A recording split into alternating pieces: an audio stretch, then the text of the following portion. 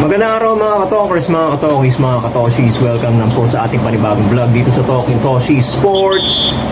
Alright, pasensya na kayo at inabutan na tayo dito sa ating ibang gawain, at isinabay ko na para matipid sa oras, mga kabayan. Ngayon pa man, tuloy-tuloy tayo sa ating pagbibigay ng opinions at reaction tungkol dito sa mundo ng sports. Okay, pag-usapan natin itong napipintong pagpasok ng Valientes, Zamboanga Valientes to be exact, dito sa Philippine Basketball Association. Very interesting ang pagpasok nitong team na ito, dahil ito ay bibilhin o bibili ng franchise. Instead na sumali bilang isang expansion team, bibili niya yung existing franchise ng isang team. Nakita nyo naman sa ating thumbnail, balak niyang bilhin, in the works na, in the pipeline na bilhin ng Zamboanga Valientes itong Terra Firma Jeep na hindi naman nagpe-perform. Aminin na natin, real talk mga kababayan, hindi naman nagpe-perform ng maganda at wala naman yatang plano sa buhay manalo itong Terra Firma Jeep, mga kababayan.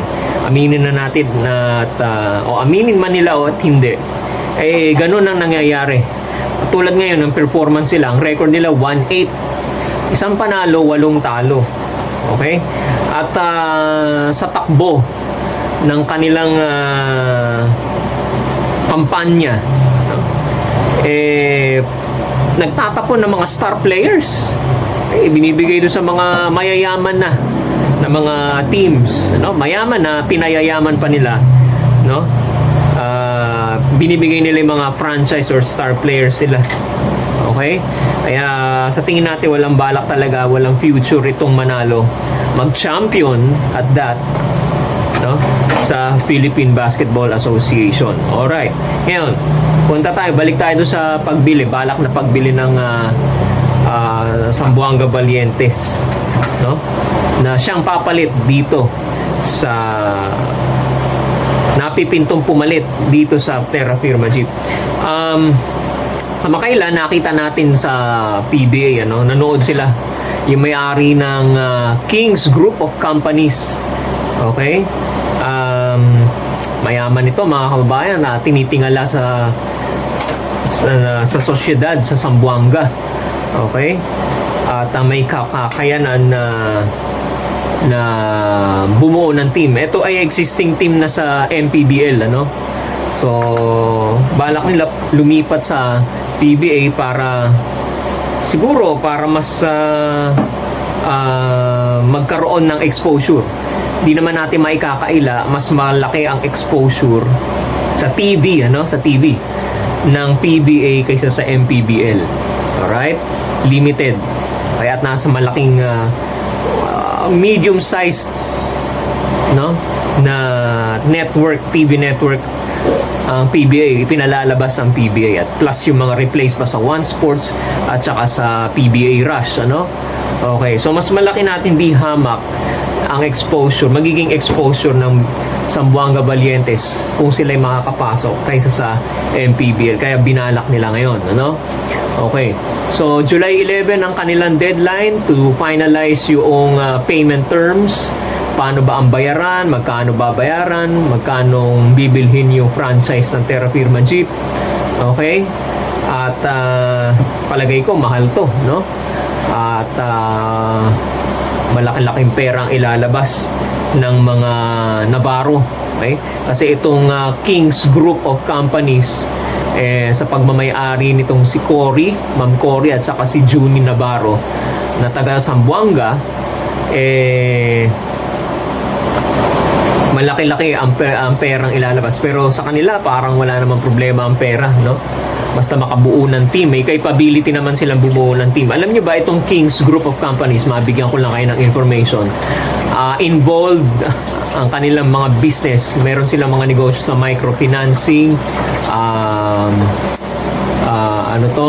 distribution, trading, sa fashion, Okay, education and entertainment, sports.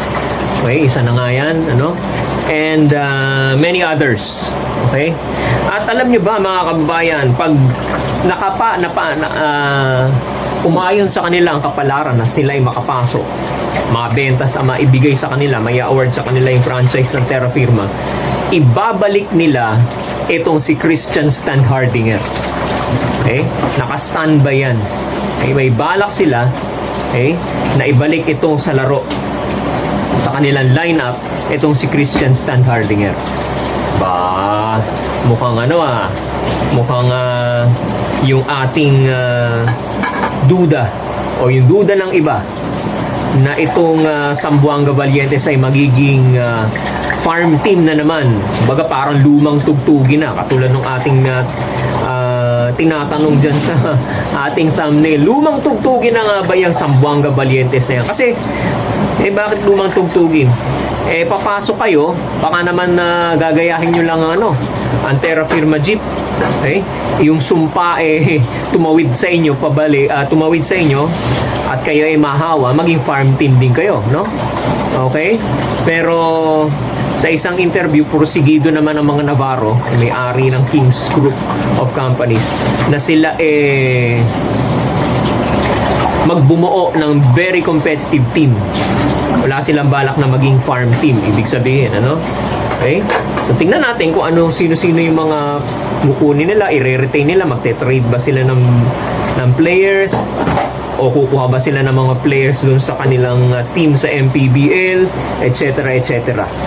Pero ang bali-balita, ayun na nga, ilalagay nila, balak nilang ilagay at ibalik sa kanilang lineup itong si Christian Standhardinger. Okay? So, abangan natin ang mga developments na yan. Ngayon, isang advantage ng merong Zamboanga Valientes. Okay?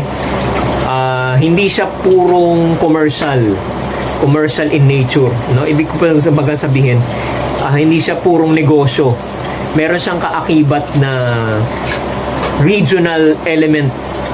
Okay? Regional element ng isang lugar sa Pilipinas, specifically sa Mindanao. Ano epekto niyan pag nakapasok ang Zamboanga Valientes? Makakahakot yan ng fans, mga kababayan. Magandang balita yan para sa PBA. Makakahakot yan ng fans mula sa Mindanao region. Maybe Visayas region and Mindanao region. Karamihan siguro Mindanao dahil taga Zamboanga sila, no? At magandang balita yan dahil yung mga fans ng PBA sa Zamboanga, sa Mindanao, dadami ang manonood, ano? At susuportahan nila itong kanilang team. Kasi pagka sinabi mong Zamboanga Valientes, nandun yung word na Zamboanga, regional agad ang dating sa pandinig, ano? At pagka sinabi mong Zamboanga, talaga, ano? Parang they own it pag narinig ng taga Zamboanga, okay? Parang pag-aari nila yung team na yun at kanila susuportahan talaga all the way, no? Manonood ngayon sila ng PBA. Okay? Ngayon, pag nagpunta ngayon ng PBA sa mga probinsya, lalo na dyan sa Mindanao, dadayuhin ng mga taga Zamboanga yan, ano? Okay? Yan. So, isa siguro itong step, no? Para ma-revive itong naghihingalong audience. Kasi dito sa NCR, busy ang mga tao eh. So wala na silang panahon para magpunta sa mga venues. Kaya kakalug-kalug ang mga venues. Okay? Kaya nanonood na lang sa internet, nakikibali-balita na lang. Ano? Iba katulad dati. Okay? Hindi busy ang mga tao. TV lang ang pinagkakaabalahan. TV lang tsaka live na venue. So mamili ka, TV o live venue. Ngayon, meron ng internet, no? Pwede ka na manood doon. Hindi ka, makikibalita ka na lang. Okay? Marami pinagkakabisihan ng mga tao ngayon. Okay? So, yun ang pagkakaiba noon at ngayon, ano? Ngayon, pagpasok ngayon itong Zamboanga Valientes na to, maaaring makaragdag sa fan base, no? Sa audience ng PBA, no? Makahakot ng audience, ano, mula sa Zamboanga, mula sa Mindanao, itong pagpasok ng Zamboanga Valientes, mga kababayan. So tingnan natin kung ano ang magiging developments tungkol dito sa bagay na ito at palagay ko parang ang tingin ko rito ang pakiramdam ko rito decidido, very determined itong mga Navarros makapasok, maipasok yung kanilang team na Zamboanga Valientes, no? At bumuo ng isang competitive team na sasabak at lalaban at babangga dito sa mga higanting mga teams sa PBA, purely commercial teams. Okay? Biruin mo, no, isang regional team na bagong salta, bagong pasok pinagtatatalo, no? Bumabangga ng matapang dito sa mga higanting mga kumpanya, no? Na na-establish na dito sa Philippine Basketball Association. So maganda ito, no? Magandang senyales ito kung papapasokin ni Commissioner Willie Marshall, no? At nagkaroon naman na ng experience ang Zamboanga Valientes, ano? Dito sa PBA. Kaya lang hindi sa 5-on-5, sa 3x3 noong 2021 at 2022 season ng PBA 3x3. Naglaro na ang Zamboanga Valientes. So hindi na bagong bagay para katakhan pa, magtaka tayo kung bakit kilala ni PBA, ni Zamboanga ng mga Navarro ang PBA, ano? Kaya lang tingnan nyo itong picture na to, mga kababayan. Ayan, flash natin sa ating screen. Sino kaya ito? Ito ay si Mr. Junie Navarro kasama si Ma'am Cory Navarro, may-ari ng Kings Group of Companies. Tsaka si Manny Victorino, kinuha nila bilang parang tutulong para makabuo ng malakas na lineup. Pero ang nakakapagtaka dyan, mga kababayan, sino ba yan nandiyan sa gitna, yung mahaba ang buhok? Okay, sino ang ginagawa niya dyan? Yun ang nagtataka ako. Kaya marami nagsasabi, lumang tugtugin na yung pagpasok ng Zamboanga Valientes. Ano kaya ibig sabihin? Bakit nandyan si long hair, no? At anong papel niya? Okay? Bakit niya kinakaibigan yan, dalawang yan? Okay? Well, siguro to facilitate kasi isa sa mga opisyales na mataas na opisyales si Al Francis Chua sa PBA, baka naman tinutulungan lang niya, no? Pero on the side, hindi natin alam kung ano pinag-uusapan nila. Okay? Off camera. Okay? So, well, tingnan natin. Okay? Huwag naman sana na maging lumang tugtugin itong Zamboanga Valientes at huwag na maulit ang nakaraan ng Terra Firma Jeep. Patuloy po ninyong suportahan ang ating mga videos, like and share natin ating mga videos. At sa mga bagong pasok, wag po kayo mahihiyang mag-subscribe sa ating YouTube channel, Talking Toshi Sports at Talking Toshi TV sa Facebook. Paki-like and follow na rin po, mga kababayan. Hanggang sa muli po, paalam po. Maraming salamat po.